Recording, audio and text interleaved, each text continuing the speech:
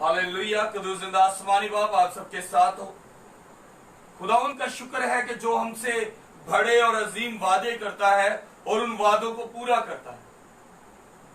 आज का पाक कलाम हमें सिखाता है कि जो बातें हम खादमीन से सुनते हैं, कि खादमीन कहते हैं कि जब हम मर जाएंगे और जब खुदावंद में मरेंगे तो वो हमें फिर से जिंदा करेगा। तो मेरे अजीजों, हम ये सुनते तो आते हैं, लेकिन बाइबल में कहा लिखा है आज वो भी वाजिया हो जाएगा। और जब ये चीजें वाजिया होगी तो इसका मतलब है कि कलाम कभी आज तक की जितनी पेशन गोइयां बाइबल मुकद्दस के मुताबिक है वो सब पूरी हो चुकी है, बल्कि अभी हो भी नहीं है। हम इन बातों में रहते हैं कि जब हम मरेंगे तब खुदावंद हमें उठाएंगे। तो मेरे अजीजों, ये सच है, क्योंकि बाइबल मुकद्दस कभी कोई ऐसी बात आपके साथ नहीं करेगी जो झूठ हो। हर बात जो है बाइबल मुकद्दस वाज़ेह करती है। हजारों साल पहले बाइबल ने बता दिया कि जमीन गोल है, लेकिन बाद में माहिरीन आए और उन्होंने बताया जमीन गोल है। लेकिन बाइबल मुकद्दस तो हजारों साल पहले, जब बिजली का दौर भी नहीं था, तब से बताती थी कि जमीन गोल है। सो आज हम बाइबल मुकद्दस में से पढ़ेंगे और उसको पढ़ने से पहले हमारे साथ प्रस्तिश में ब्रदर सरफराज है, मनाल है, एरल है और छोटे भाई का नाम मुझे भूल गया है, साहिल है। और मेरे अजीजों, जैसा कि आप जानते हैं कि प्रस्तिश में हमारे साथ हर रोज कोई ना कोई नया चेहरा होता है, तो आज बेटा साहिल हमारे साथ है और खुदावंद ने इसको भी बहुत ब्लेस किया है और खुदावंद ने इसको जो अच्छी आवाज का तोहफा दिया है, आप आज इसको भी सुनेंगे कि खुदावंद की प्रस्तिश में ये कैसा गाता है। सो हम खुदावंद की प्रस्तिश करेंगे हमारे भाइयों के साथ मिलकर। हालेलुया।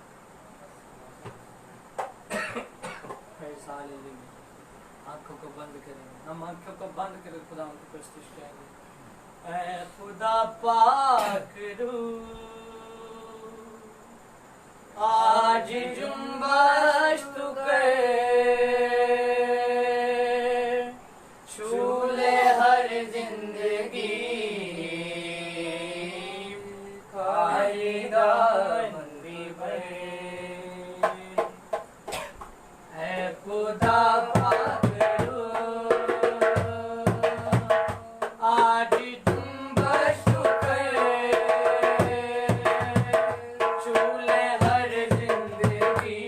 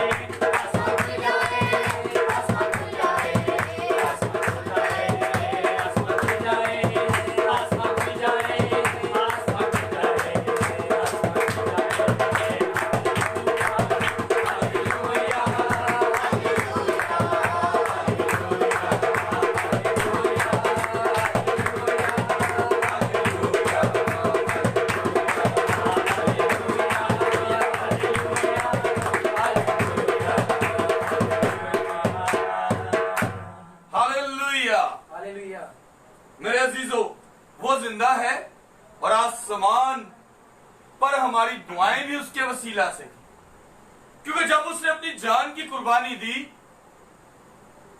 तो जो दुआएं इल्तिजाएं जो उससे पहले की थी वो यही रह जाती। उसने हमारा खुदा से राब्ता डायरेक्ट करवाया, क्योंकि हमारे गुनाहों की वजह से हमारी दुआएं रुकती थी। हम गुनाह में घिरे पड़े थे, गुनाह में भरे पड़े थे। फिर हमारे खुदावंद यीशु मसीह ने हमारे गुनाहों का कुफारा दिया अपनी जान दे। लेकिन हम लोग खुदावंद के से डरते भी हैं और नहीं भी। जब जरूरत पड़ती है तो हम डर जाते हैं, और जब हमें जरूरत नहीं होती हम नहीं डरते। मतलब कि जब हमें खुद को खुदावंद के हजूर पेश करना होता है अपनी किसी जरूरत के लिए, तो हम बड़ा डरते हैं कि खुदावंद मुझे माफ कर दे, मेरी गलती माफ कर दे। लेकिन जब हमारी जरूरतें पूरी हो जाती हैं तो हम उससे डरना छोड़ देते हैं, और जब हम उससे डरना छोड़ देते हैं तो हम बरकतों से भी पीछे हो जाते हैं।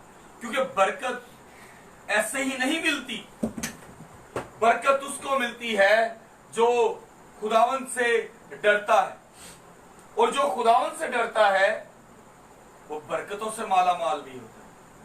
कल का कलाम भी जब हमने किया, उससे कुछ दिन पहले का कलाम था कि हमारा ज़मीर खुदा का चिराग है। ये मैंने नहीं, बाइबल में देखा आपने।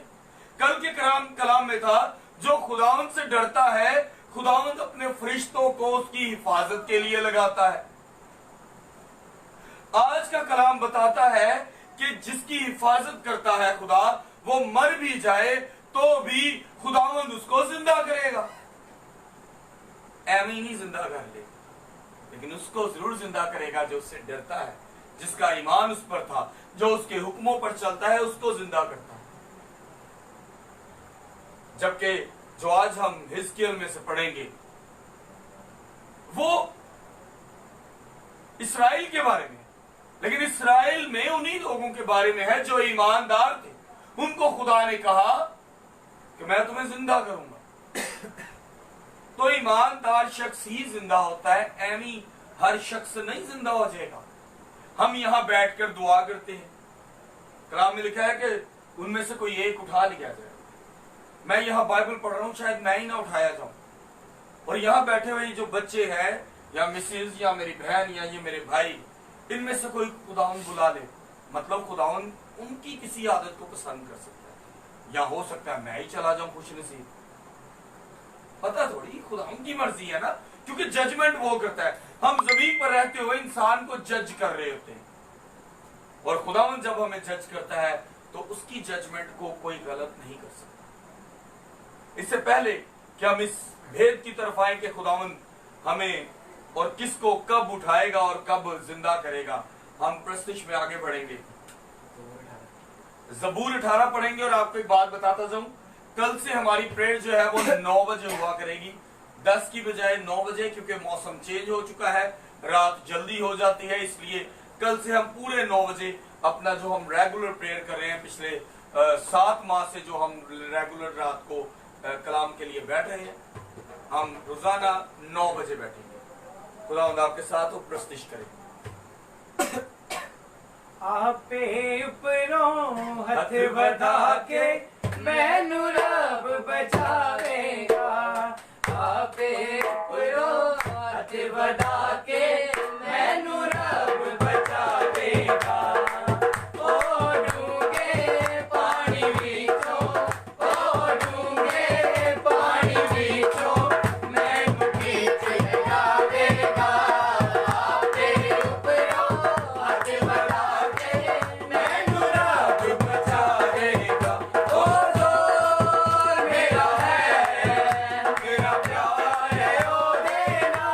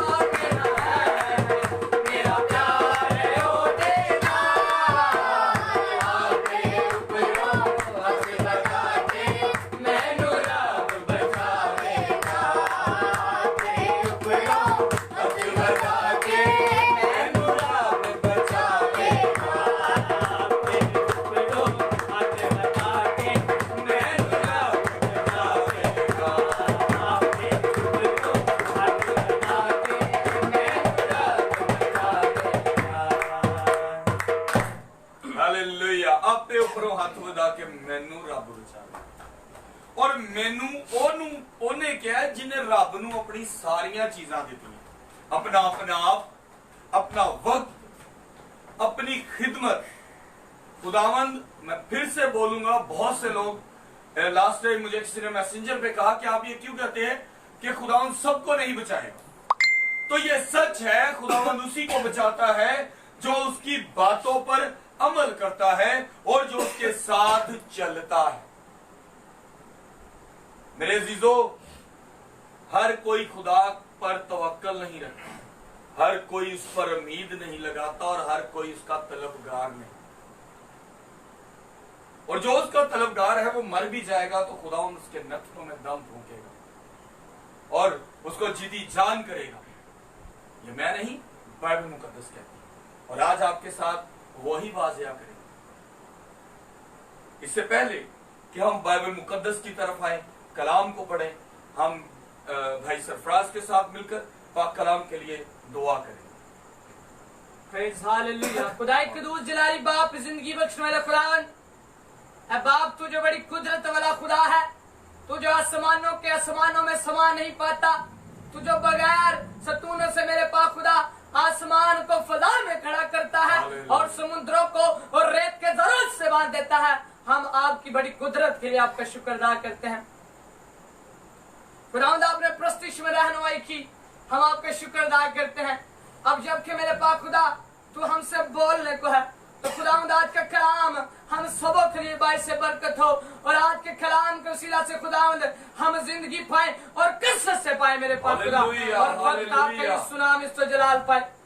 खुदावंद, देख तू अपने फरिश्तों को, हवाएं और अपने खादमों को और रुखी आग का शोला बनाकर मेरे पास खुदा इस्तेमाल करता है। खुदावंद, तेरे बेटा को तेरे हुजूर में ले आता हूँ, सबसे लेकर पाक का तलवा तक और रूह जान बदन समेत तेरी कुदरत की पेट में देता हूँ। खुदावंद, अब खुदावंद जबकि वो तेरे कलाम के गहरे भेद हमारी जिंदगियों में आया करने को है, तो खुदावंद तेरा पाक रूह का जोर उस पर मांग लेते हैं। खुदावंद, आपका हाथ मांग लेते हैं यीशु के नाम में, फजल कर, रहम कर, यीशु नासरी के नाम में, आमीन आमीन। उसके गहरे भेद बाइबल मुकद्दस में लिखा है कि मैं तुम पर बड़े और गहरे भेद खोलूंगा। मैं अक्सर क्या होता है कि जब मैं बाइबल पढ़ना शुरू करता हूं तो मुझे ना वर्ड भूलने शुरू हो गए। मैं क्या करूं, मैंने क्या किया, एक ऑडियो बाइबल ली, उसको कान के साथ लगाया और स्टडी करनी शुरू कर दी। कई भेद खुलने शुरू हुए। मुझे पता लगा कि खुदा यहां पर यह हुक्म देता है और उस तरफ यही हुक्म जो पुराने अहदनामे है वो नए में भी दे रहा है। इसका मतलब है कि खुदा शुरू से आखिर तक हमें तमीज ही सिखाता रहा और मोहब्बत करनी सिखाता रहा, एक दूसरे के साथ अच्छा चलना सिखाता रहा। और उसने कहा जब भी ये सब करोगे तो मैं तुम्हारे साथ हूं।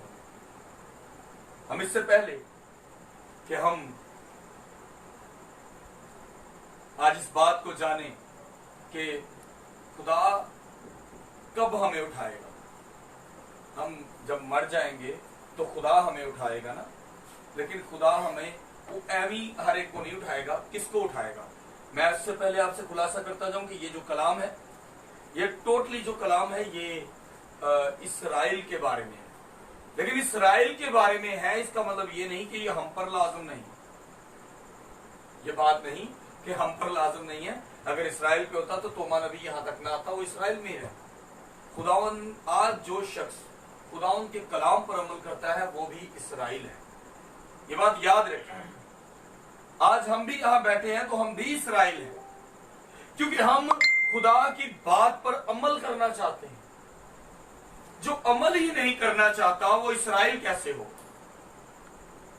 सो बाइबल मुकद्दस में से पढ़ेंगे आज हिजकियल उसका 37 बाब, उसकी 13 और 14 आयत। खुदावंद के जिंदा और पाक कलाम में से आज हम पढ़ेंगे हिजकियल उसका 37 बाब, उसकी 13 आयत से लेकर 14 आयत तक। और आए मेरे लोगों, जब मैं तुम्हारी कब्रों को खोलूंगा और तुमको उनसे बाहर निकालूंगा, तब तुम जानोगे कि खुदावंद मैं हूँ, और मैं अपनी रूह तुम में डालूंगा और तुम जिंदा हो जाओगे और मैं तुमको तुम्हारे मुल्क में बसाऊंगा। तब तुम जानोगे कि मैं खुदावन ने फरमाया और पूरा किया, खुदावन फरमाता है। पाकलाम का पढ़ा और सुना जाना हम सब के लिए बाइस से बरकत हो। खुदावन का शुक्र हो। मेरे अजीजों, पहली बात के जो बात मैं करता हूं ना, मैं बोलूंगा कि मैंने ये टीवी लेना है, उसका मतलब मैंने लेना। यहाँ पर जो ये अल्फाज लिखे हुए हैं, ये गौर अगर करें तो यहाँ लिखा है, और आए मेरे लोगों, जब मैं तुम्हारी कब्रों को खोलूंगा और तुमको उनसे बाहर निकालूंगा, तब तुम जानोगे कि खुदावंद मैं हूं। मतलब कि ये बात खुदावंद खुद कहते हैं। खुदा ने खुद कहा कि मैं तुम्हारी कब्रें खोलूंगा। मैं फिर वही बात करूंगा कि अहमी सब्दियां नहीं खोलना।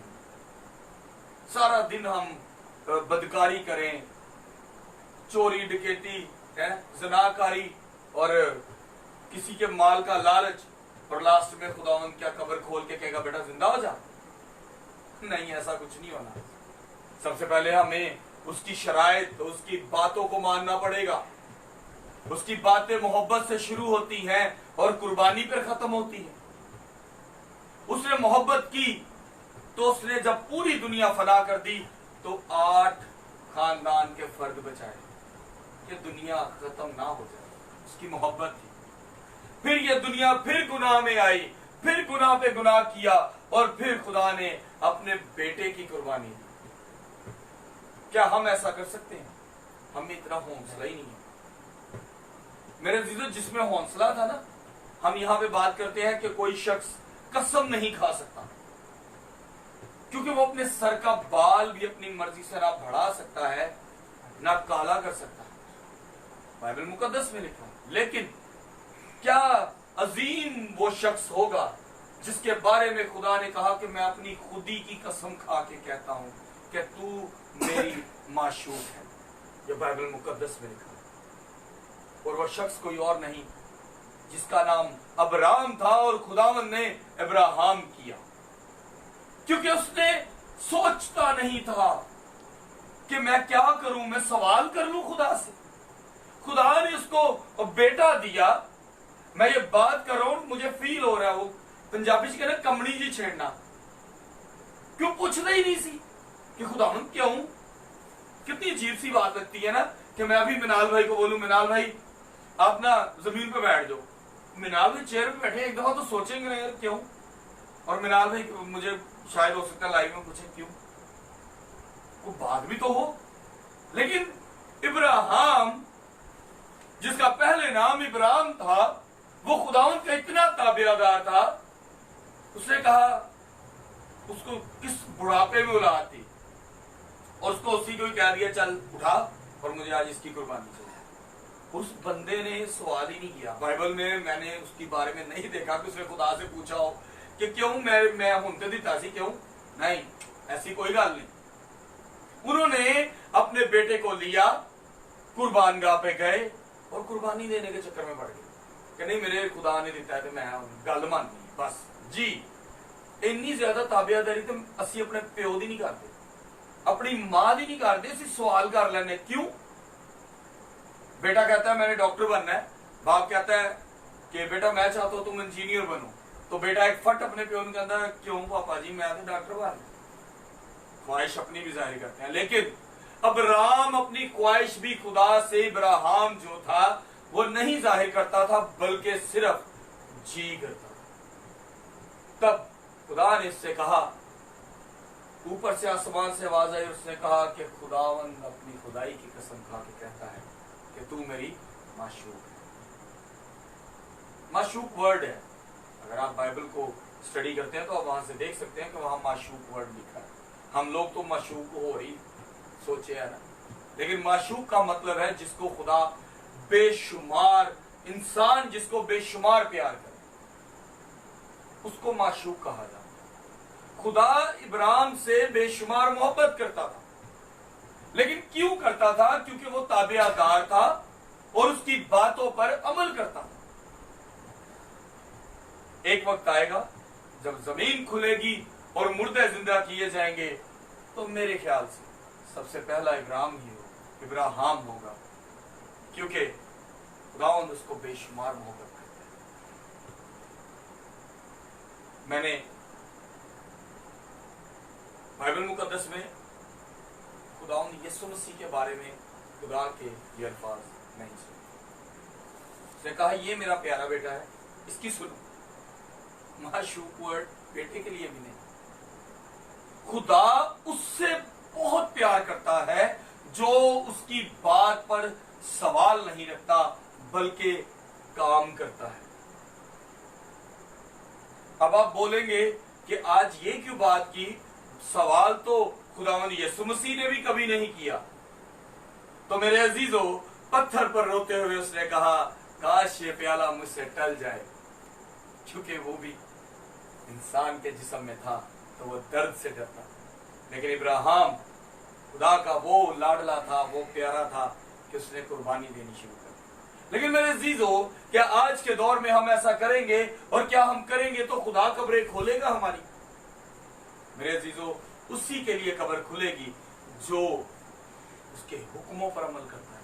उसी की हड्डियों पर मांस आएगा और खुदा चमड़ा देगा जो उसके हुक्मों पर अमल करेगा। अगर आप 37 हिजकिय्याह 37 बाब उसकी 14 आयत तक अगर आप ये पढ़ेंगे तो यहां पर नबूवत के बारे में है कि खुदावंद कहते हैं नबूवत कर और मैं उसकी हड्डियों पर बोटी और मतलब मांस और उसको चमड़ा दूंगा।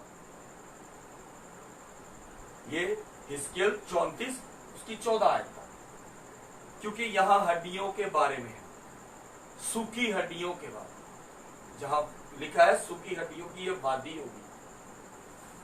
हम लोग चाहते, हमारी ख्वाहिश है यहां बैठे ये खुदावंद के साथ जिंदे हैं, खुदावंद ने इनको बरकत दी, अच्छी आवाज दी है, बजाने का फन दिया। गलती कोताहियां इनसे भी होती होंगी, इनमें भी ये ख्वाहिश होगी कि यार खुदा उस पादरी साहब नूं दिता है टाइम के चल जा बोलते, कभी मैनू भी मौका मिले कि मैं भी खुदा की तारीफ करा। जबकि ये बच्चे बहुत से चर्चिज में इनवाइट होते हैं कि आप आए हमारे चर्च में, कलाम हो रहे हैं, आप प्रस्तुत करें, तो ये उस खुदा को खादम को भी सुनते हैं। यहां पर आते हैं, मेरी भी सुन दे, लेकिन मेरी सुनना या खुदा के खादम की सुनना ये अलहदा से बात है। लेकिन वो जहां से सुनते हैं वो जड़ जो है वो बाइबल मुकद्दस में से, और बाइबल मुकद्दस जो फल से हम खाते हैं हम उससे पेट भरते हैं। हमें सबसे पहली बात है कि खुदावंद के बाइबल मुकद्दस की बातों को मानना हमारे लिए जरूरी है। मुझे किसी ने कहा कि हम क्या करें, कहां से हम खास पढ़े कि सानू समझ आए कि किन्ने कानून ने। मैंने उससे 3 बातें कही। मैंने कहा पालूस पढ़ लो, जबूर पढ़ लो और मिसाल पढ़ लो, आप जान जाओगे कि आप पर कितनी सख्तियां हैं। किसी ने कहा हम कुर्बानी कितनी दें, तो मैंने कहा फिर आप इसी चक्कर में रहोगे क्योंकि आपके पास इतने बकरे नहीं। क्योंकि मूसा के दौर में जितनी कुर्बानियां थी वो आप सोच भी नहीं सकते। मुर्दा दफना के आए हो तो इतने दिन तक आप नहा नहीं सकते, बैठ नहीं सकते। अगर आपने चोरी की है तो इतने जानवरों की कुर्बानी दो और इतने दिन तक आप नापाक हो। क्या आप इतना कुछ कर सकते हो? साढ़े को एक मुर्गी की कुर्बानी देने पैसे नहीं दे। लेकिन मेरे अजीजों, खुदावंद ने हमें पुराने अहदनामे से शुरू किया सिखाना, discipline, etiquettes, how we sit and how we stand, हम बैठे कैसे और खड़े कैसे हो, how we talk and how we listen, हम सुने कैसे और बोले कैसे। उसने खाना खाने से लेकर हमें चलने फिरने तक उसने खुदावंद के ये भी बताया कि आप खुदावंद के घर में अपनी संजीदगी जाहिर करो। ये बातें खुदा ने हमें सिखाई, और अगर फिर भी हम गुनाह करते हैं तो मेरे अजीजों ये याद रखें कि वो हड्डियां आपकी नहीं होंगी जिस पर मांस आएगा और आपके नथनों में खुदा का दम फूंका जाएगा, क्योंकि यहां लिखा है और मैं अपनी रूह तुम में डालूंगा। ये खुदा फरमाता है। जब आप गुनाहों में हो आपने उसके हुक्मों पर अमल नहीं किया। जो आपने सीखा है, जो आपको वो सिखाना चाहता है कि कुर्बानी दो, प्यार करो, उसके बेटे की बात को मानो और जो बातें वो तुम्हें सिखाता आ रहा है उस पर अमल करो। मेरे अजीजों, ये छोटी सी बात नहीं है। अगर आप इसको सोचे ना तो ये it's not a simple one line, ये एक लाइन नहीं है।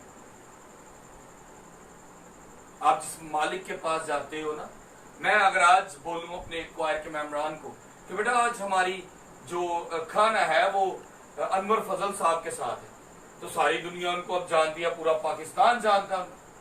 अगर मैं उन्हें बोलूं कि आज हमारा खाना बैनियन साहब के साथ है, तो बच्चे कहेंगे यार क्या बात है, हम सेल्फी लेंगे।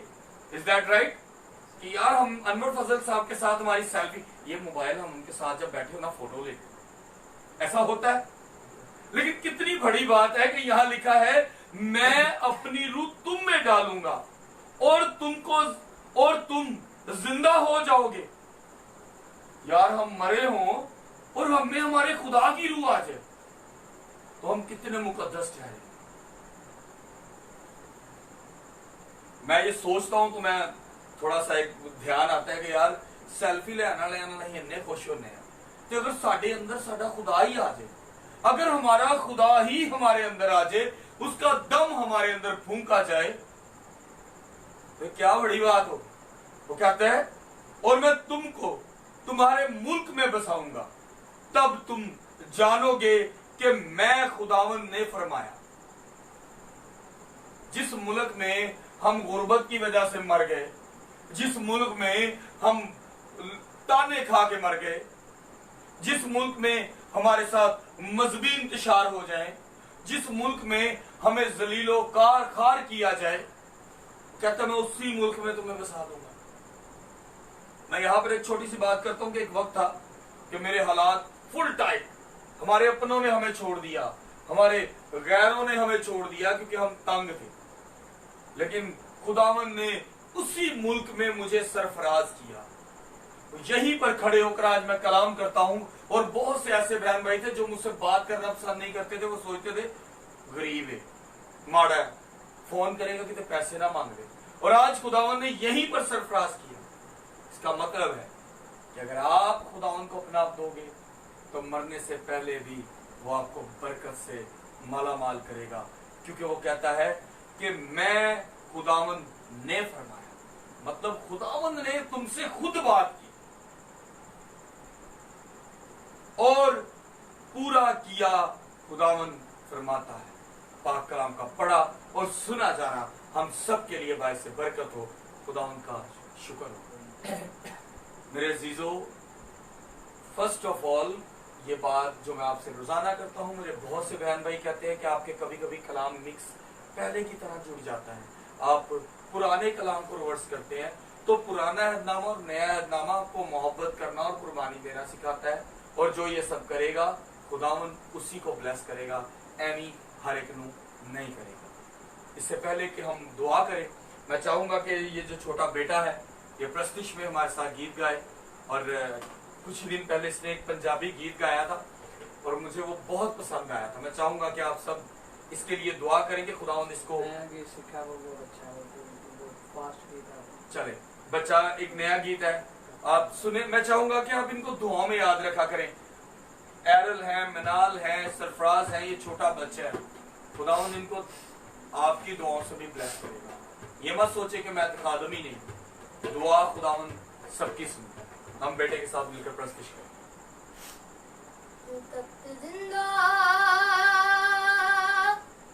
खुदा दा जी तो लगदा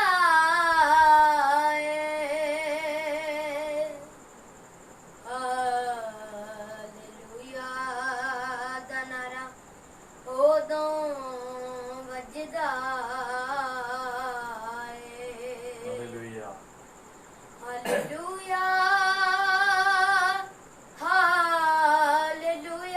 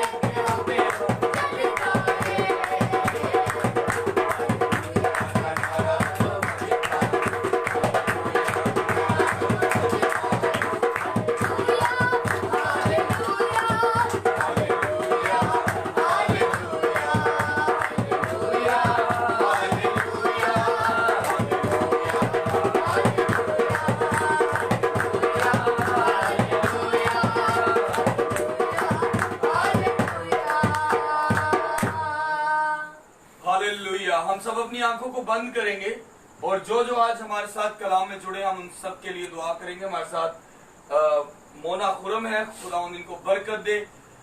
हम सबके लिए दुआ करेंगे, हम सब मिलकर दुआ करेंगे। जिलास बाप यीशु नाम से तेरा शुक्र, खुदावंद यीशु के नाम से तेरा शुक्र जो आने वाला है तेरे पाक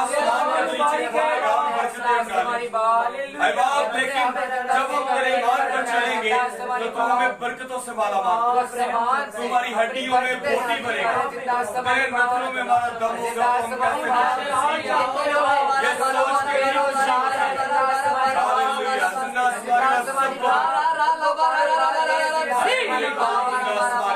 हम यहाँ जो भी तेरे कलाम को सुनता है उन तमाम घरानों को बरकत हो गई।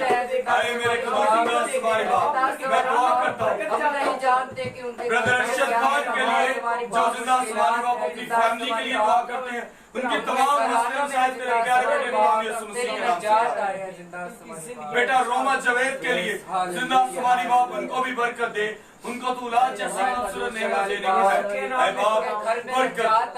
इसी तरह जिंदा तुम्हारी बाप दुआ करता हूँ बेटा निशान के लिए, बेटा मैथ्यू के लिए, ब्रदर इमरान परदेसी के लिए, भाई कुरम आर्थर के लिए, बहन नीलम आर्थर के लिए, ब्रदर सैम आर्थर के लिए जिंदा तुम्हारी बाप दुआ करते हैं, इन सबको बरकत। ऐ बाप आज हमारे पास एक रिक्वेस्ट है बेटी टीना की, उसकी बेटी की जो आज लापता हो गई, जिसका अभी तक पता नहीं कि वो कहाँ है।